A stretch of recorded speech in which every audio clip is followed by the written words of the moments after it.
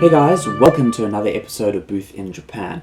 I know it's been a while, but I decided to kick off with a new series called 5 in Japan, where basically I will be describing 5 things about Japan in every episode. So today I decided to start with 5 surprising things about Japan for a South African. Now this list is not exclusively for South Africans, but these are things that South Africans would find surprising. So let's get started. Number 1, organized chaos. So I was once asked by a client, what's the most surprising thing you've experienced in Japan so far? I had to think about it for a while, but I reckon I came up with a perfect answer. You see, in South Africa, there is pure chaos. Firstly, jaywalking is rife, taxis are crazy, and there's traffic everywhere. Just walking around the streets of Cape Town, you're likely to get heckled, confronted, possibly even mugged. And there's an insane amount of noise. You often hear minibus taxis driving past with "Mowbray, Mowbray" being yelled out the car window. However, in Tokyo, even though there are 30 million people living in the greater Tokyo metropolitan area, there's a surprisingly little amount of chaos. Sure, it's crowded, and peak traffic in the trains are insane, but everyone seems to follow these strict rules. Firstly, there is no jaywalking. It's not a thing, seriously. People will stand patiently, waiting for the light to turn green before they cross the street. Secondly, there is no road rage. There's no hooting, nothing. I've literally only heard hooting once, maybe twice. Of course, there is a little bit of insanity when it comes to peak hour traffic, because people will stand in line waiting for a train, and as the train arrives, they violently push each other out of the way to be the first ones into the train. That's the only case of extreme chaos. So it's kind of like this perfect blend of organized living and supreme chaos. It's crazy. Number 2, earth tremors. Sure, in South Africa we've had 1 or 2 earthquakes, but they are few and far between, and personally I've never lived near any earthquake before.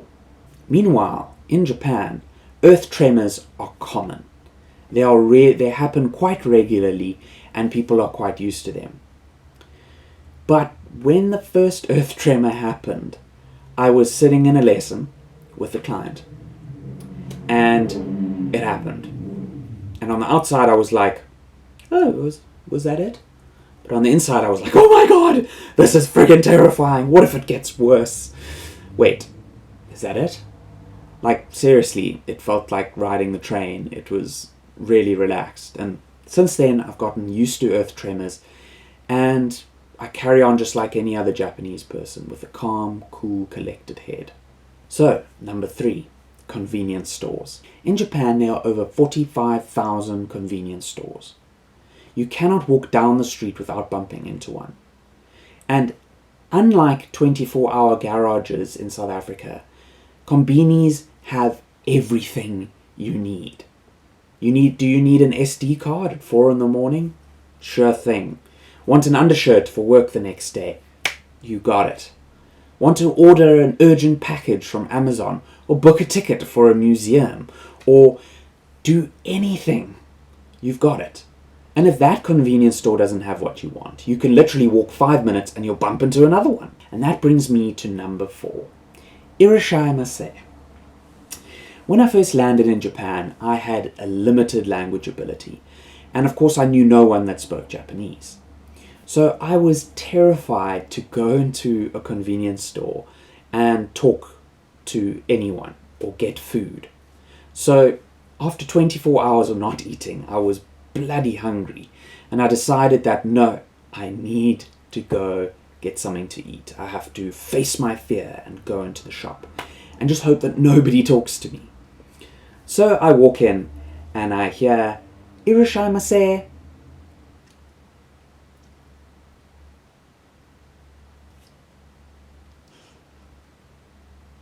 Yep, that was the awkward exchange.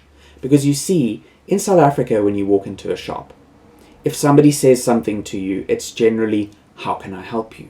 Otherwise, they just ignore you. So I thought I had to give a response. So I just stood there staring awkwardly at this poor attendant who basically just said, "Welcome to the store," which clearly needs no response. Because you see, "Irashaimase" means "welcome to the store," and every time you enter any shopping center, the staff have to say "Irashaimase." So this was a very awkward situation, so I just rushed in, grabbed my stuff, and left. And I sat eating on a park bench. Yep, it was a pretty awkward first experience in a konbini. But now I've gotten used to it, and every time you walk into the front door and you hear that bing, you will hear the sound "Irashaimase" following quickly after it. And that brings me to number 5, the small innovations. I think one of the greatest things about Japan is the small innovations. You cannot stop being surprised here. There's always something new and interesting that makes your life easier. I've already spoken about the amazing wonder that is the Japanese toilet, but there are plenty of others. There are coin lockers at every station.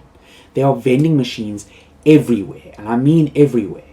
Most of them just serve cold or hot drinks, but you can find vending machines with food, with newspapers, with all sorts of different things. You get served a hot towel at the start of every meal.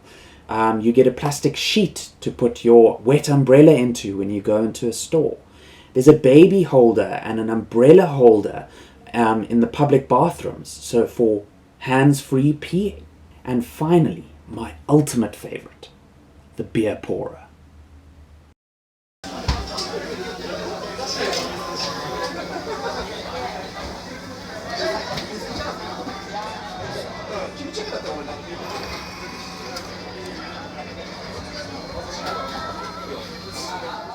Of course, this isn't an extensive list of tiny innovations in Japan. You're gonna just have to come here and experience it for yourself. Well, that's it for today's episode. If you feel I've left out any surprising things about Japan, please leave them in the comments below. And also remember to follow me on YouTube, like me on Twitter, and subscribe to me on Facebook. Until next time, cheers.